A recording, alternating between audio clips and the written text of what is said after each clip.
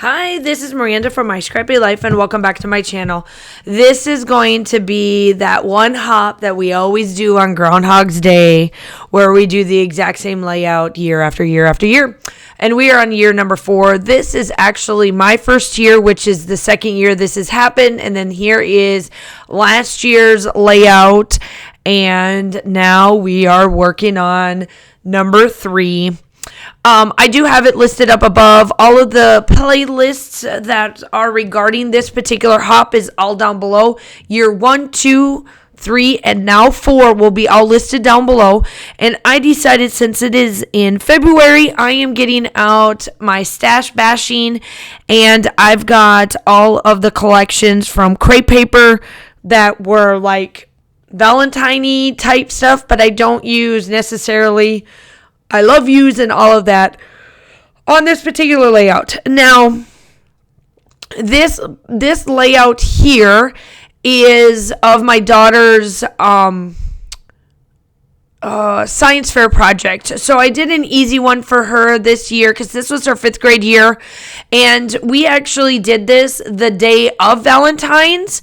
While we were home, my husband was at work, and I actually had a day off due to professional development day, and we actually got out early, so we knocked this out that day so that she has it ready to go, and then we put it together over the weekend because we ended up, the way it all fell and everything, we ended up having like a 4-day weekend with myself having a day of asynchronous day. So it worked out pretty well. So what I am doing here is, on the bottom was these goofy strips that I do not understand why I did this in the very first one, only because it's like Groundhog's Day. Why do I want to do this year after year after year? However, I am. This is the 3rd year of me doing this. And so I'm taking these strips. These strips are 1 inch by 6 inch that are at the bottom. And then I do distress them, I guess, on all of the layouts. I had to go back and watch my own video to make sure I was doing this right. I then decided to distress all of them. And then I actually went and highlighted all of them with my line. So I did the black line around. And then I decided, let's do some mixed media behind these, to make something different on the bottom of this pattern paper. And so that is what I did with all of that fun stuff. So here I am. I do not put all of this on camera, but obviously you know how to distress. My distress tool is from Close to My Heart, and then I also have the Tim Holtz ones that I use during travel time. And I am distressing all of these, and then you'll see me, let's go back through and let's do all this lining that I did on this layout. And let me tell you, this was monotonous, and I'm so glad I only do this particular layout once a year, because I don't understand why I thought this was cool. So here I am, they're all done and now nice and pretty, and I set them off to the side, and here I go. Now is when I bring out my mixed media. My mixed media that I'm going to use on this particular one is 2 different kinds. It is Distress Oxides, the salvaged patina, because this color actually matches the mint that is in this collection. I could have done Tattered Rose, but I wanted it a little bit different. So here I am just going through. I am going to make sure that this peeks out on everything, and I don't show all of this because it is very monotonous, and it's literally the same thing. It's, you put this paper down and you do some more distressing. You put this paper down and you do some more Distress Oxide, and then you do a little bit more, and then it's done and over with. I did have to move them a little bit because for some odd reason I got off kilter. I cannot figure out why, because I've done this now 3 years in a row to know how to do this, and it just ended up where I show you, and then I am actually filming this on one of my snow days that I got in January. So I ended up getting some phone calls from students because I am multitasking. So what I did was that I was filming, working with my students, got some phone calls, things like that. So it kind of, you'll see me kind of go a couple of different times, and then I'm done. And then I actually got to where I could do what I needed to do for the students and all of that. So here I am. Now I am playing around to try to get my new paint stick going of my black. I always use Liquitex. This is in my description because I always get asked about what my paint pens are. They are listed down below. They're the Liquitex broad paint pens. I have the white and the black, and that is what I use for my splatters when I want to do something like this.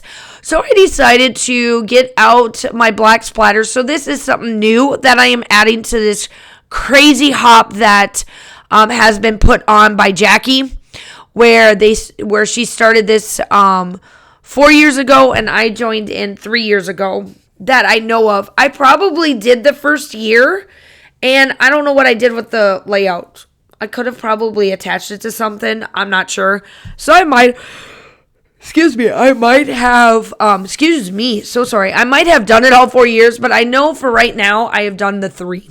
I don't know. If you find me in that first playlist, go you. So before I put on that middle one, because I watched both of my layouts, and I popped the middle one up on some foam tape. So I am going through all of my papers to make sure that I'm able to put my layers in there before I put that one down.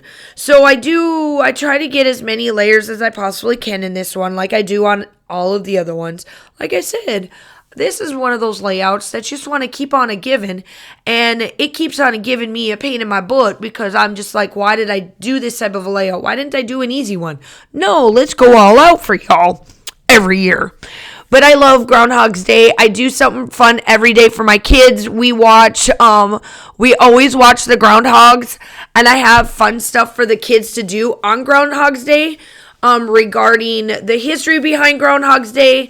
It was something fun that we always did back home where I grew up, because we always wanted to know if we were going to get 6 weeks of snow or if we were, going to have like more of a nastier weather, And so we've always watched it, and I have given that tradition to my kids 7 years in a row, and I'm going to keep on giving that tradition. So then on the top, I did like some banner type stuff on the top, and that's kind of where my title goes. And so I decided, let's make this type of a banner and use some of the different sayings that not quite say Valentine-y, but in respect kind of do. You are a sprinkle in my cupcake. Obviously, it's talking about my daughter. I just love that saying. I thought it would be perfect.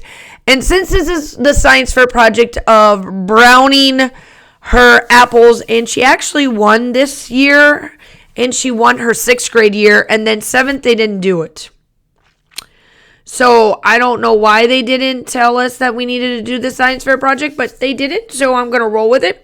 I think it's because we had to move in between 2 different schools and stuff. It wasn't going to be a little crazy to try to get it all done, but essentially,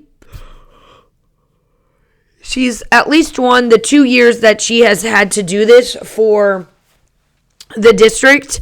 So that is what I kind of did up there. And then the other one says, "You're rad." I added this bicycle because I thought it was cool. This unicorn fits her perfectly. These 2 llamas fit her perfectly down below. Like this whole thing is all about her. And it really doesn't scream like Valentine-y, because really in retrospect, I didn't put anything that says Valentine-y on it in that respect. So now I am going to go ahead and put all of these down. I did back these all up on some foam tape, and now I'm just taking out the foam tape, and I wanted to make sure that it looked like a banner because I am going to use this twine that I cannot get rid of, and I still have some of it left over. I thought maybe I'd kill it here. Nope, I did not. So I was at least got it off the twine, because you'll see I've got a little bit left. I got a couple more tags to do or something, and then we'll be good to go. So I placed it on top of the banners, and then I put it on the bottom of the 2 little tags that I've got up there. And then that's going to service the top part of it. The bottom part's got that little corner piece. And then I do come in lastly with the distress spritz, the antique linen, and that is all being taken care of there. And then that is pretty much it. Make sure that you like and subscribe to the channel. Go check out all the playlists. Everything will be linked down below. All of the good fun stuff. I would love to have you as part of my YouTube family. I do upload between 2 to 3 times a week. Design teams, collaborations, all of the good stuff. Yeah, and then obviously all of the still shots are coming up. It gives you some new, and then it shows you the progression of the very first one I have done, the second one, and then the newest one. I hope that you guys are all staying safe. Have a wonderful day, and I will talk to you soon. Bye.